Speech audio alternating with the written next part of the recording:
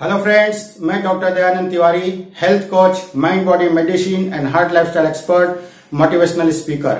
Health transformation series के इस video में जो आज का विषय है वो है रिफाइंड तेल का तड़का, समझो जोर से दिल धड़का। हाँ दोस्तों, जो रिफाइंड तेल आपके घर में आ रहा है, जिस रिफाइंड तेल का प्रयोग आप अपने भोजन में कर रहे हो अपनी सेहत के लिए, वो आपको जाने अनजाने साइलेंटली रूप से मौत की तरफ लेके जा रहा है, अनेक खतरनाक बीमारियों की तरफ लेके जा रहा है। हाँ दोस्तों, ये रिफाइंड तेल, ये डबल रिफाइंड तेल को साफ करने के लिए जिस कास्टिक सोडा का प्रयोग किया जाता है, उस कास्टिक सोडा को यदि अपने हाथ पर आप रखोगे तो हाथ जल सकता है दोस्तों।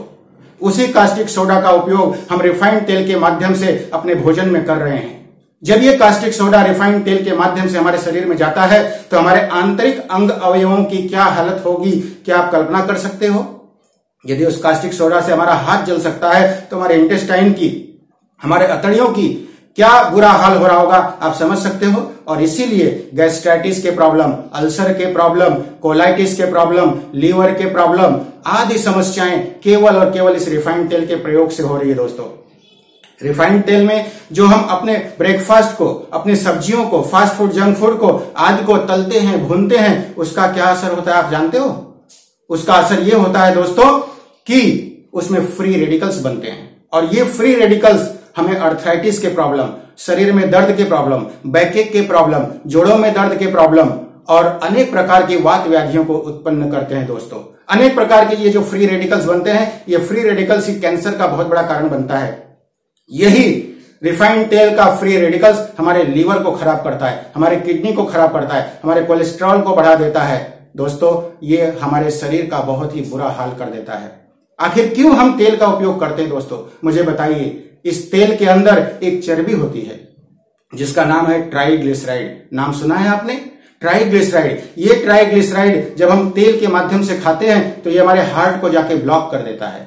धीरे धीरे हमारा हार्ट ब्लॉक होते रहता है, और जब ये 70-80% के ऊपर ब्लॉकेज पहुंच जाता है, हमें पता भी नहीं चलता है। तब हम जब चलते हैं तो हमारे सीने में दर्द होने लगता है। हमारे सीने में दर्द होता है, हम डॉक्टर के पास जाते हैं, चेक करते हैं, डॉक्टर एंजियोग्राफी करके बता देता है कि हमारे हार्ट में ब्लॉकेज आ गया है, अब आपको स्टेंट की जरूरत है, अब आपको बाईपास सर्जरी की जरूरत है। दोस्तों, यही वो ट्राइग्लिसराइड है जो हमारी करोनरी आर्टरी को ब्लॉक कर रहा है और एक दिन हमें हार्ट अटैक की तरफ ढकेल देता है। दोस्तों, ये जो तेल है, ये तेल हर प्रकार से हमारे स्वास्थ्य के लिए हानिकारक है, किसी भी प्रकार से ये लाभदायक नहीं है। मैं आपसे पूछता हूं कि आप तेल क्यों खाते हो? आपका जवाब आता है सर, स्वाद के लिए। उसके बिना स्वाद नहीं आता है। एक चम्मच तेल आप सभी लोग अभी इसी वक्त खाकर देखिए और मुझे बताइए कि उस तेल का स्वाद क्या है। स्वाद तेल में नहीं होता है दोस्तों, स्वाद नमक में है, स्वाद मिर्च में है, स्वाद मसालों में है। तेल में स्वाद कोई नहीं होता है। तो इस तेल को हटा दो। मैं तो कहता हूं इस तेल को अगर आप हटा देते हो अपने भोजन में से, अपने ब्रेकफास्ट में से, अपने डिनर में से, तो बहुत सारी बीमारियों से आप बच सकते हो दोस्तों। ये तेल में जो भी भोजन बनता है वो इतना गरिष्ठ बनता है, वो इतना रूप में हानिकारक होता है कि वो हमारे पाचन तंत्र को पूरी तरह से बिगाड़ के रख देता है दोस्तों। और सारी बीमारियों का जड़ ये पाचन तंत्र ही तो है। ये जो खट्टी डेकारें हमें आ रही हैं, ये जो एसिडिटी के प्रॉब्लम्स हमें आ रहे हैं, जो हमारे सीने में जलन हो रहा है, ये क्यों हो रहा है? ये तेल की वजह से हो रहा है। आप मुझे बताइए, भगवान ने इस धरती पर भेजने के पहले कोई तेल की फैक्ट्री खोल के भेजी थी? नहीं भेजी थी। क्यों नहीं भेजी थी? क्योंकि मनुष्य का प्राकृतिक भोजन शाकाहार है, न कि तेल में तल के, भून के, अनेक प्रकार के अपने स्वाद की पूर्ति के लिए अनेक प्रकार के स्वादिष्ट भोजन का सेवन करना। दोस्तों, आप देख सकते हैं कि सामान्य में जितने भी व्यवहार में प्राणी होते हैं, वो जिस प्रकार का फूड उनके लिए जरूरी है उसको उसी प्रकार से खाते हैं। फॉर एग्जाम्पल, आप शेर का एग्जाम्पल ले सकते हैं। शेर जब कोई शिकार करता है तो क्या शिकार करने के बाद वो तेल में पकाने के लिए कहीं जाता है? एज इट इज उसको खा लेता है।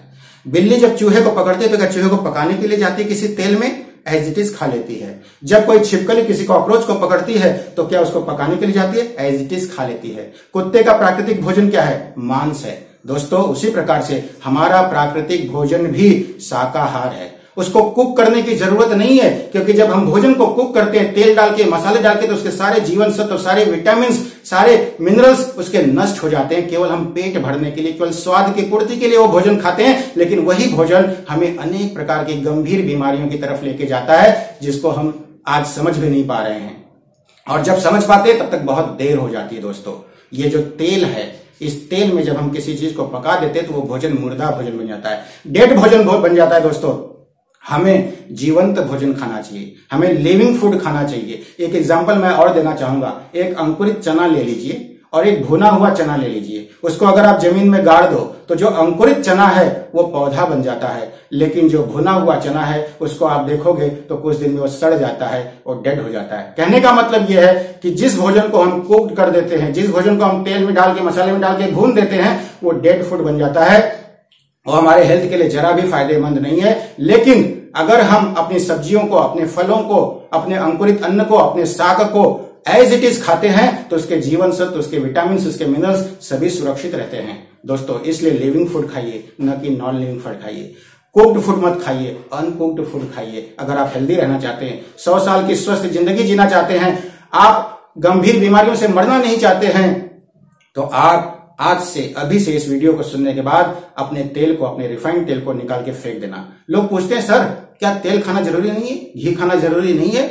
जरूरी है, लेकिन किनके लिए? अगर आप 1 से 2 घंटे पसीने बहा सको, जितनी कैलोरी आप ले रहे हो उस कैलोरी को अगर बर्न कर सकते हो तो तेल और घी खाइए, मैं मना नहीं करता हूं। पुराने जमाने में लोग खेतों में जाके घंटों घंटों मेहनत करते थे, पसीना बहाते थे, तब वो तेल घी खाते थे। दोस्तों, आज की जो लाइफस्टाइल है वो सेडेंटरी लाइफस्टाइल बन चुकी है, हमारी फिजिकल एक्टिविटी जीरो बन चुकी है, हम बॉक्स लाइफस्टाइल की जिंदगी जी रहे हैं। और ऐसे में अगर हम कैलोरी फूड इतना ज्यादा खाएंगे, 1 ग्राम तेल में दोस्तों 9 कैलोरी होता है। 1 ग्राम अगर तेल आप खाते हो तो उसमें 9 कैलोरी होती है। तो हम अगर कैलोरी अंदर डालते जाएंगे ब्रेकफास्ट के माध्यम से, लंच के माध्यम से, स्नैक्स के माध्यम से, डिनर के माध्यम से, क्योंकि ये सब कुछ तो तेल में ही बनता है, तो इतनी कैलोरी हम डालेंगे और बॉक्स लाइफस्टाइल जिएंगे, जीरो फिजिकल एक्टिविटी करेंगे, रिमोट हाथ में लेके उसका प्रयोग करते रहेंगे, तो आप मुझे बताइए कैलोरी कहां जाएगा, ये फैट कहां जाएगा? ये फैट या तो हमारे पेट में जमा होगा और जब यहां भर जाएगा तो ये हार्ट में जाके जमा हो जाता है, हार्ट में ब्लॉकेज पैदा करता है और फिर एक दिन हार्ट अटैक आता है